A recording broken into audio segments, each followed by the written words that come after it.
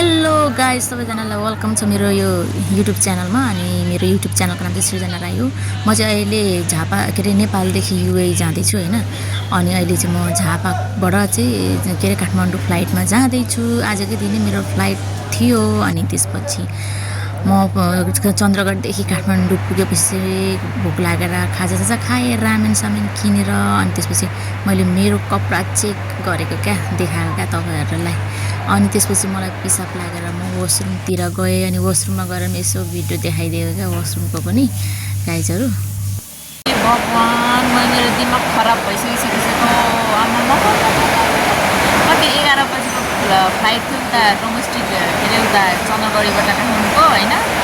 11 बजी 11:15को फ्लाइट थियो। अनि त्यसपछि यहाँनिर 12:30 बजीतिर आयो होला। म यहाँ आइपुगेँ होला 12:30 बजीतिर, किनभने त्यो डोमेस्टिक एयरपोर्टबाट हिँड्दै आएको क्या। म यो सामान यस्तो घिसार्दै आएको होइन।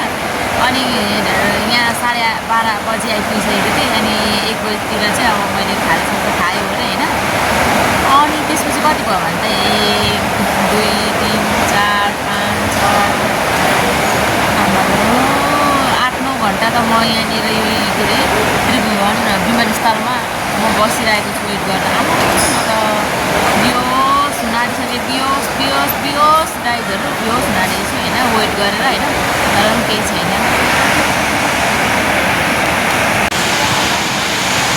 ए भगवान, म वेट गर्दा गर्दा म बियोस भएर ढल्ना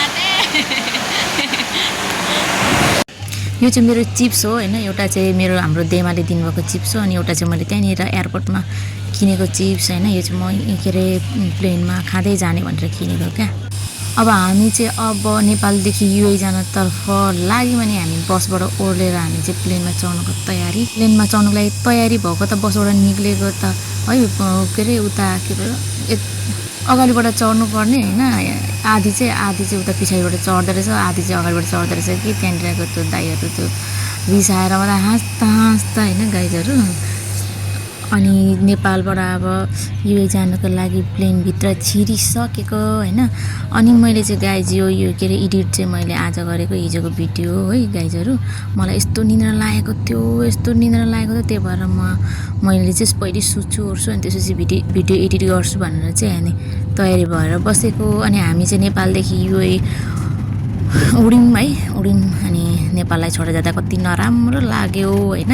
तर पनि केही छैन होइन, फेरि फर्केर आउने नै हो गाइजहरू। अनि फेरि युएको केही समय यात्रा 4 घन्टाको यात्रापछि युए आइपुग्यौँ हामी। अनि युए आइपुगेर चाहिँ हामी सामान लिनुको लागि चाहिँ वेट गरिरहेको थियौँ। अनि वेट गर्दाखेरि चाहिँ होइन सामान यस्तो ढिलो आएको, आमामा यस्तो ढिलो आएको बाबा, मेरो दिमाग खराब भएर वेट गर्दा आइपुगिसक्यो होइन। तर के गर्नु, ट्याक्सीवालालाई बोलाएको होइन। ट्याक्सीवाला सुते भयो क्या, ट्याक्सी आएन। मैले दुःख पाएँ। अब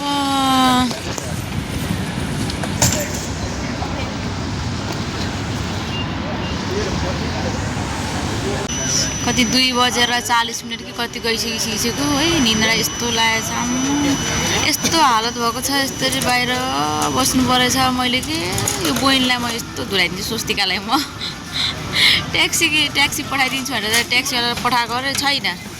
ट्याक्सीवाला बस्नु पऱ्यो यहाँनिर।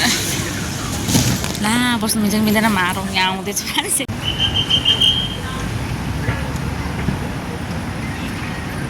म चाहिँ राम्रोसँगले नै रुममा आइपुगेँ गाइजहरू। यो भिडियो यति नै तपाईँहरूलाई छोटो मिठो है नेपालबाट के अरे युएसम्मको यात्राको भिडियो। By by गाइजहरू।